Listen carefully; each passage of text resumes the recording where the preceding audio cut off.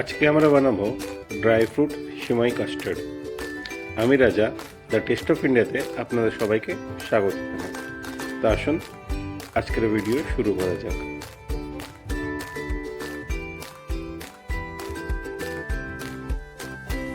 প্রথমে আমরা নিয়ে নেবো 300 গ্রাম মতো দুধ, 2 চামচ চিনি, 4টে থেকে 5টা কাঠবাদাম আমি কেটে নিয়েছি, 4টে থেকে 5টা কাজু বাদাম আমি কেটে নিয়েছি, আর 6টা ইলাইচি আমি গুঁড়ো করে দিয়েছি। আর নিয়ে নেবো 1/2 চামচ মতো কাস্টার্ড পাউডার। আর আমরা নিয়ে নিচ্ছি 2 চামচ শিওর। তো গ্যাসের ফ্লেম অন করে আমরা প্যানটা বসিয়ে নিয়েছি। তারপরে আমরা প্রথমে দুধটা ঢেলে দেবো। ততক্ষণ দুধটা গরম হতে থাকুক, আমরা আরেকটা প্যান বসিয়ে সেখানে 2 চামচ ঘি দিয়ে আমরা সিমাইটা ভেজে নেব।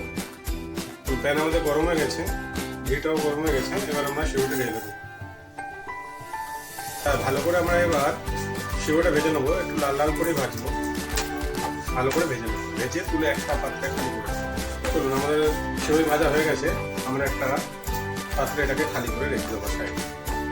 চলুন, দুধ আমাদের গরম হয়ে গেছে, এবার এতে আমরা সিমাইটা ঢেলে দেবো।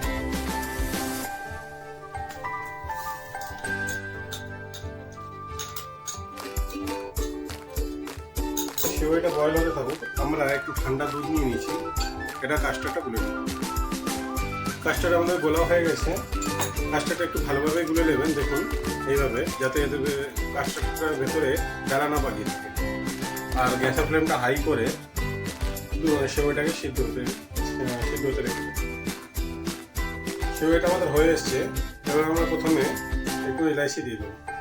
আমি পুরোটা দিচ্ছি না, কেন কি আমার মনে হচ্ছে যতটুকু আমরা দুধ নিয়েছি তার জন্য বেশি হয়ে যাবে, ওই জন্য অল্পটুকু রেখে দিচ্ছি। আর এবার আমি প্রথমে কাজুগুলো দিয়ে দিলাম, তারপরে বাদামগুলো দিয়ে আমি একবার নাড়িয়ে দেবো। এবার আমরা চিনিটা অ্যাড করি, আমরা কাস্টার্ডটা মিলিয়ে দেবো। কাস্টার্ডটা মেলানোর আগে এরকম একবার নাড়িয়ে একদিকে কাস্টার্ডটা ঢালবো আর একদিকে এরকম করে আস্তে আস্তে নাড়াতে হবে। এটাকে একটু হাই রাখবো, দিয়ে এরকম নাড়াতে থাকবো। কাস্টার্ডটা ঢেলে এরকমভাবে নাড়াতে একটু সময় নিয়ে এইভাবে নাড়াতে থাকবো, যাতে নিচে লেগে না যায়। অলমোস্ট দেখুন আমাদের কাস্টার্ড রেডি হয়ে গেছে। এবার আমরা গ্যাসের ফ্লেমটা অফ করে নামিয়ে নেব। দেখুন কাস্টার্ড আমাদের অলমোস্ট রেডি হয়ে গেছে। এবার আমরা একটা পাত্রে এটা খালি করে নেব।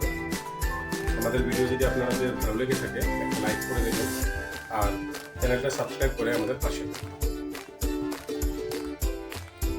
দেখুন কি সুন্দর রেডি হয়ে গেছে, কি সুন্দর হয়েছে। এবার আমরা এটাকে ঠান্ডা হতে দেবো আধ ঘন্টার জন্য। তারপরে আমরা এটা ফ্রিজে রেখে এটাকে সেট হতে দেবো 2 থেকে 3 ঘন্টার জন্য।